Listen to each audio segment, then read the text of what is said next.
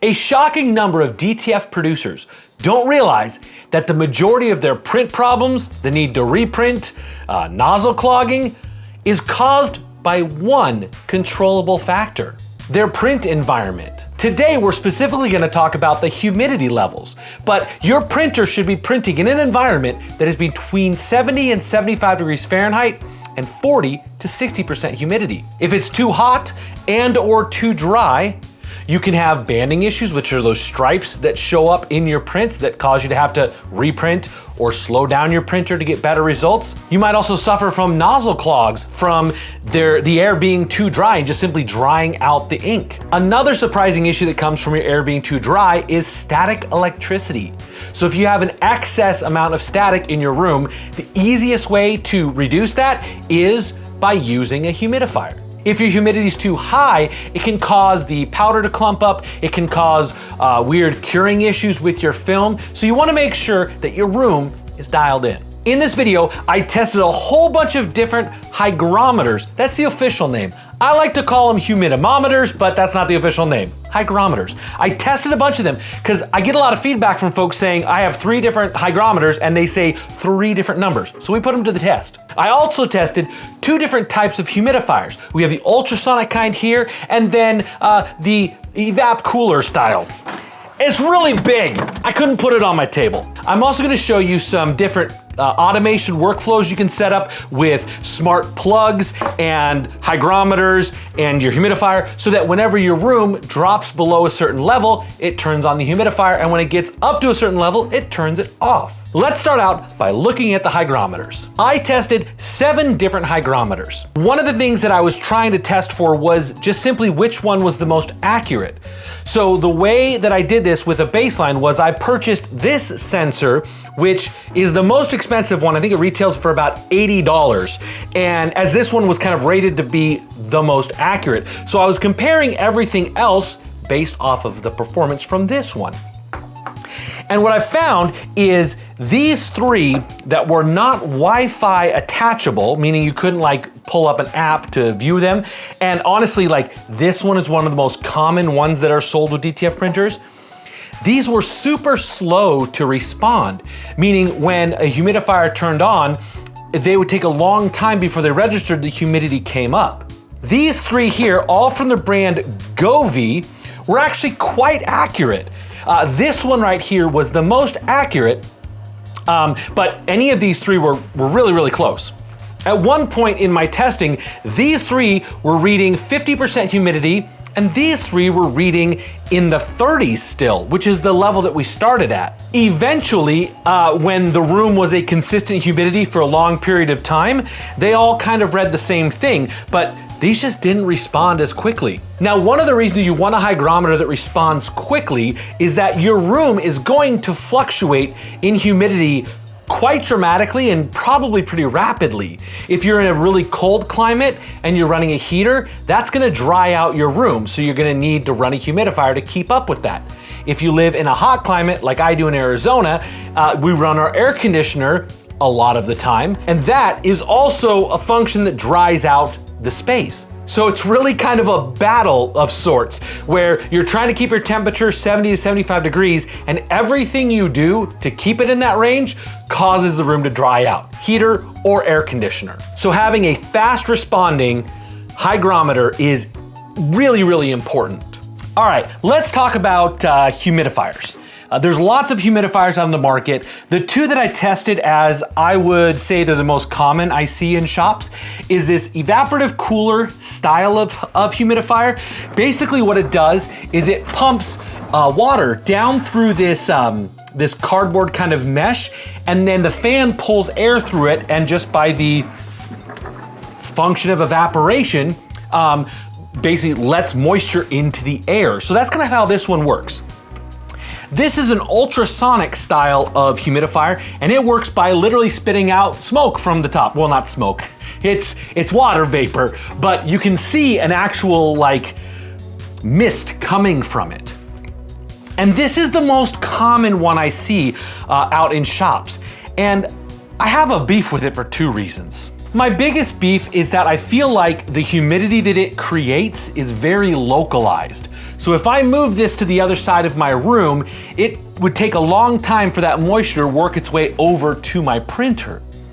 Whereas this one always sits in the corner far away from my printer and does a really good job of bringing up the overall humidity in the room.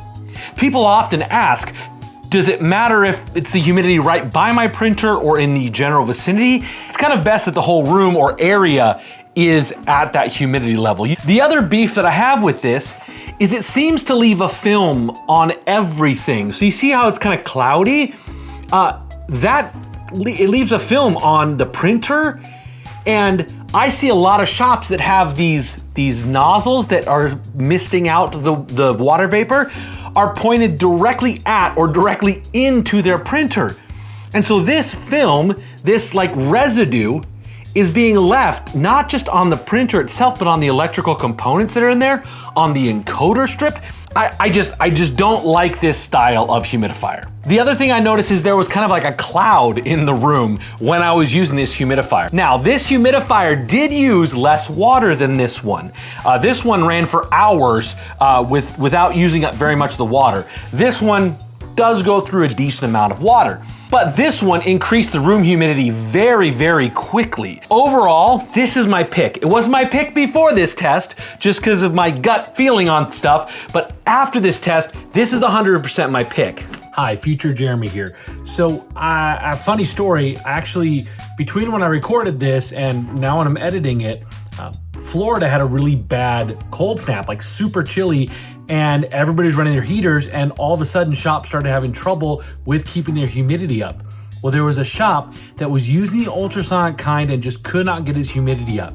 He went and bought the humidifier I'm recommending in this video because I've talked to him a bunch of times, and he said he was immediately, like within a few minutes, able to get his humidity back up above the 40% range, and it held it there. Ultimately, aside from the big industrial type of misters for those large buildings, you really want a humidifier that you don't see the actual moisture coming out of it. In this one, you can't see anything coming out because it's just evaporated into the air. And I think for most of the people that are viewing this channel, you're probably running a smaller-ish shop. This is gonna be perfectly fine for your shop. Finally, how do you make this all work together automatically so you don't have to think about it?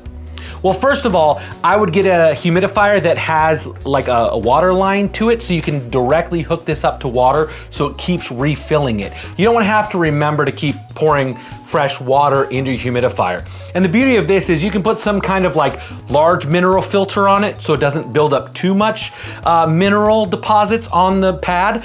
But the cool thing is this pad is completely replaceable super easily. So over time, you might get some mineral buildup on the pad. You just remove the pad, put a new pad in. When it comes to automating this, turning it on and off at the right times, I used the Govee ecosystem, G-O-V-E-E. They have a lot of smart devices, switches, plugs, hygrometers. They actually have their own standalone humidifiers. But the setup that I came to was this one. You do need a gateway. It's a Govee gateway hub. Sometimes it comes with other products. Basically what I did is I bought this setup, which was the Govee hub with a screenless hygrometer. This was about $40 or $50. You can check the links below. They'll show you if it's on sale right now, then go for it. But I needed this, and then I needed a smart plug. With these pieces right here, I could use the app to set up an automation. Now, if you want to be able to see what's on the screen, I would go with this Govee hygrometer. This one with the hub can connect to the switch, but not by itself. So you can't just get this hygrometer and this smart plug. You need some kind of hub for the automation to work properly. So the way I set it up is I set it up that when the humidity gets below 45%, it turns on my smart outlet. And I just left the power on my humidifier. Then when it reaches 55% humidity, I have the app shut off my smart plug, which turns off the humidifier. And then it just goes back and forth. Keeps it between 45 and 55% humidity, which is perfection. If you're interested in creating your own automated humidification system for your DTF shop, I have affiliate links to Amazon for all of the items I've discussed here. And basically, if you buy that set of them, you'll be able to set up your system. If you wanna maybe get a different setup, or maybe you already have one of these hubs, you can just get this hygrometer, this smart plug, and this humidifier. I hope you found this video helpful, and I hope it helps you get your shop into the right environmental ranges so you're not chasing your tail and having to do a bunch of reprints. And for those of you who were afraid on a video talking about humidity that I would use unpleasant words like moist and damp or juicy, I saved them for the end. Thanks for watching. I'll see you next time.